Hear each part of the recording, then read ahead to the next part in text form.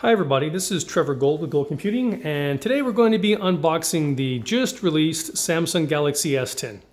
And of course you can see here with this box it's the S10 Plus model. That's the one I chose to go with this year and chose the Prism Black color. There's several other colors that were also released that look pretty nice, but I really like black and think that was the best model for me. So let's get started. So on the front of the box you'll see the branding is a little different than it has been in years past. On the left side of the box here, it just has a Samsung Galaxy S10 Plus, shows the model on the box. Right side of the box is nothing, and the same for the top of it. Of course, the back just has specifications, important information, Samsung Galaxy S10, T-Mobile, obviously. Let's go ahead and open this box.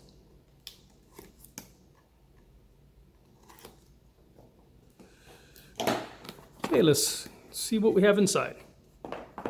So here we go. First thing you see is the Galaxy S10 Plus here. Let's go ahead and take that out of the box. We'll get right to that. No, that's the focal point of the video.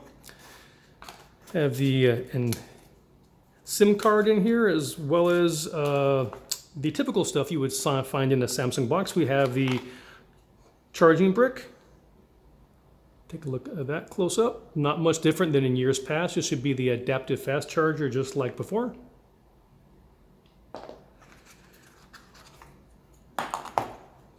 Here we go. We have a converter of sorts here from USB to USB Type-C. Should allow you to transfer information from other devices you'll be moving to this device, or even attaching USB thumb drives for additional storage capabilities. And then we have some AKG branded headphones right here. And you'll see that they show have the AKG branded on the top of them. See if we can take them out of the box here.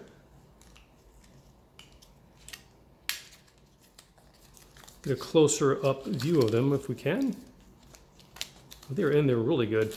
So in any case, here we go. Shows the tips and how they're shaped and how they would go into the ears. Gives you an idea of how they're shaped. And there's the control for them, obviously. And the cord does appear to be braided. I'm not sure it's quite the same it was in previous devices, including the Galaxy S9. Has a pretty long cord there, obviously.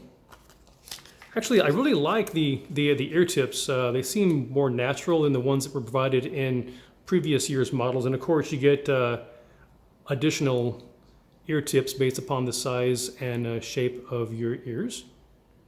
Set that to the side there. And here is the charging cable, the USB Type-C charging cable. Nothing special about that. Here we go. And that is all there is in the box. I think actually in the top of the box here, which did not come out initially, is the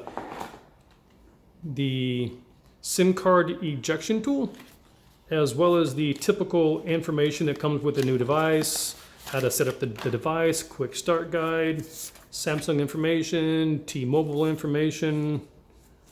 There we go. So let's go ahead and set all that to the side here, and let's bring the phone back into view. After all, that's why you're here watching the video. And so it's interesting this year as we find that due to the in-display ultrasonic fingerprint sensor, Samsung has pre-installed a screen protector on the device. Let's see if we can sort of catch a view of that a bit. It's sort of hard to tell with the black face of the screen, but I can tell you it is on there. So that is nice. That is a nice change. Let's go ahead and take off the back protector. And you'll see on the back there's not really much to it at all. It just has the Samsung Galaxy S10 Plus right here. Samsung branding. And here is the triple camera setup. So of course with the camera you're going to have the regular lens, telephoto lens, as well as the ultra wide lens. And so I'm really excited and interested in trying those out to see what types of pictures those produce. I'm hearing from other reviewers online that this camera is exceptional.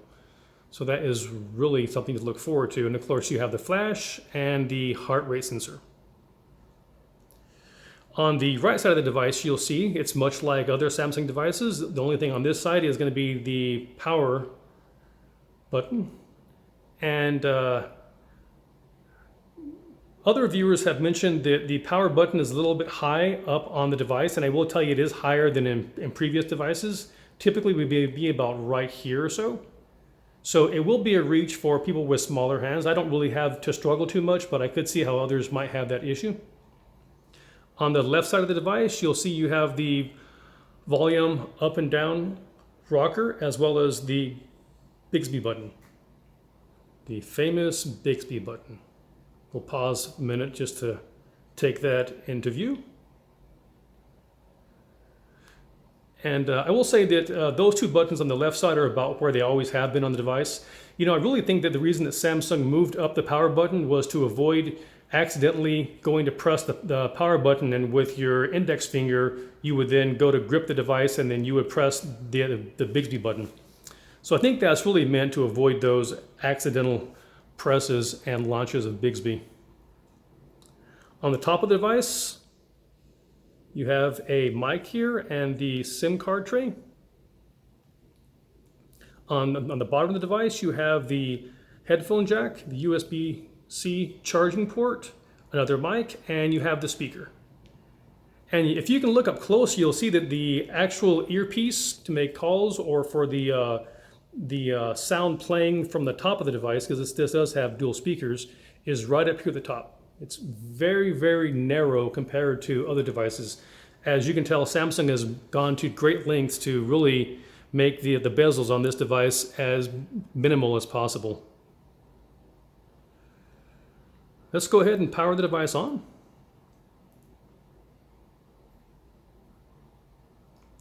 Samsung Galaxy S10 Plus, secured by Knox, powered by Android. We'll go through an initial setup of the device. We'll skip whatever we can to shorten this video.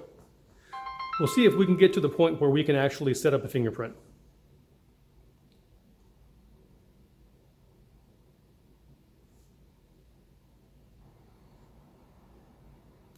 Okay, there you go, starting Android. Let's get started. Let me help you get set up more easily by guiding you through the steps. Okay, let's go. Let's look at the terms and conditions. Once you read and agree to these, we can really get going. I have read and agreed to the above. Next. You can restore the settings and contents from your old We're going to device. skip that for now. Wi-Fi would be quite handy here. Choose a network. We're going to see if we can skip that.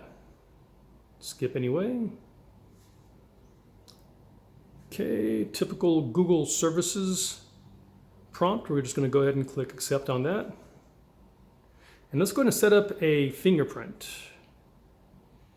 So as it states here, a quick and easy way to unlock your phone and verify yourself in apps. Tips: use fingerprint. You need to set a PIN, pattern, or password first. So let's go ahead and do that. For the sake of the video, we're going to make this really simple, just 1111. Confirm that. Would not encourage using that, as it's not secure. Make it more complex. Okay, so here we go. Scan your fingerprint.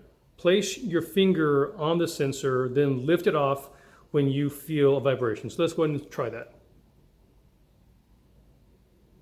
Okay, it wants me to press a little harder.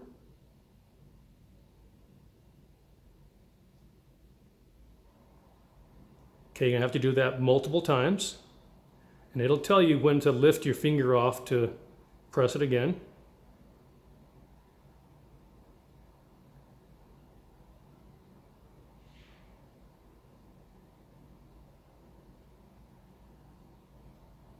I'll tell you, this is definitely slower than registering a fingerprint on other devices,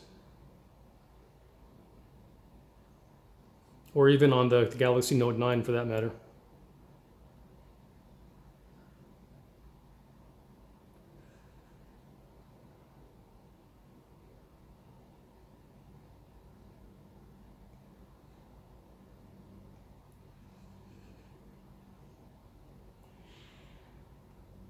I I really didn't anticipate it to take that long to set up, but now it says get a full scan, reposition your finger each time to capture the edges of your fingerprint. Okay, we're gonna do that now.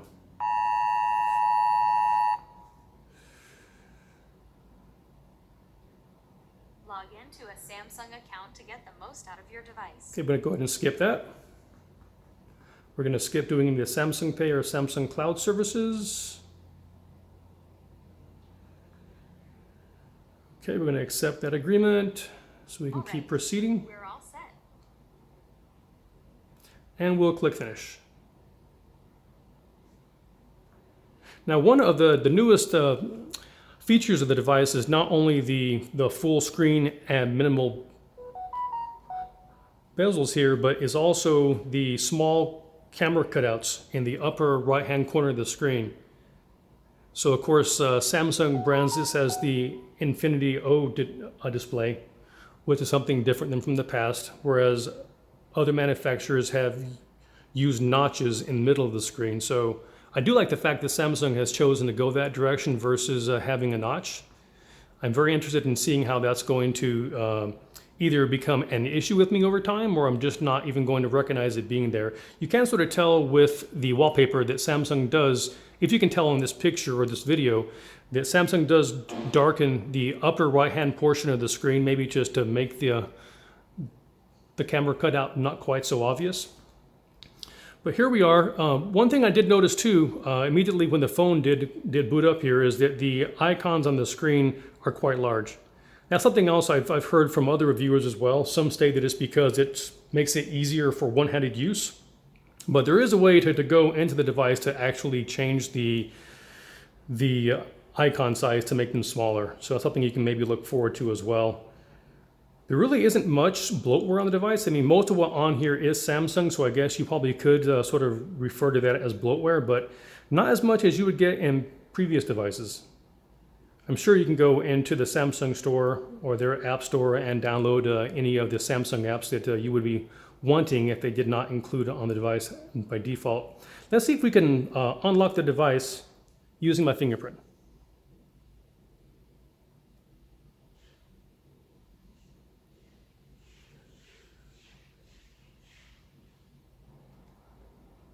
Okay, well that doesn't appear to be working.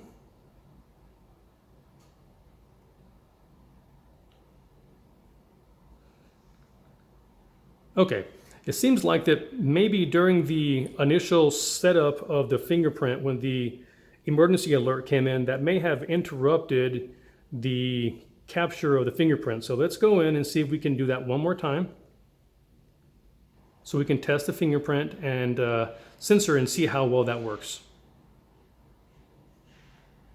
See if we can make it go a little faster this time.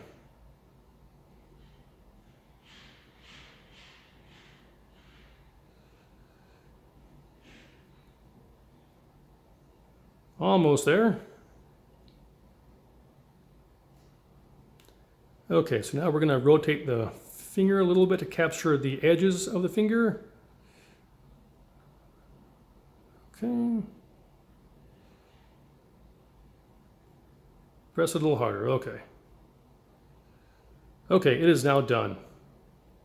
So let's go ahead now and see if we can unlock the device and see how quick it is to unlock the device with your fingerprint. No match. Okay, let's try that again.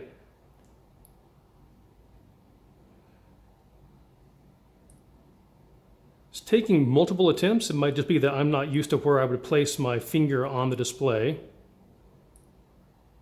Okay, there we go. Some state that you can just tap and release versus having to hold it, but it's not always the case for me.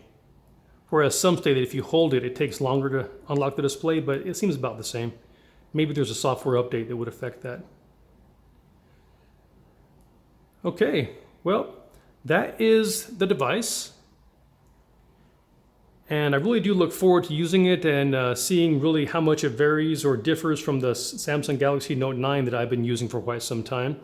Really excited about the use of this display, with it being a full display and just a small portion of the upper portion of the screen is actually for the cameras. So we'll definitely see how that works. Well guys, thanks for watching and subscribing. We'll see you next time.